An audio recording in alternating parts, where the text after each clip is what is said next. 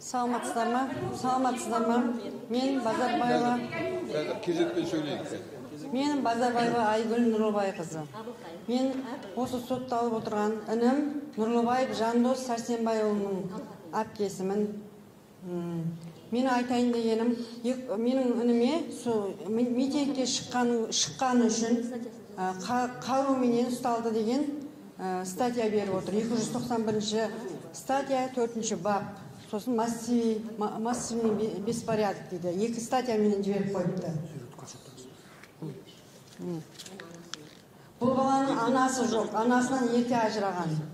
Жақында әжесінен ажырады. Сол үшін мен әпкесі ретінде келіп отырмын. Кешіріңіз, ажырағанда Қайтыс болып кетті.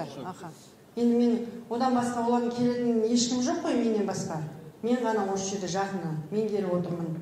Енді бұл осылай жазасыз, мен осылай кете береді ме? Бұл бала үйдің асыраушысы, бұл баланың дым кінәсі жоқ, бұл тек қана митингке шыққаны болмаса, бұның дым кінәсі жоқ бұл баланың.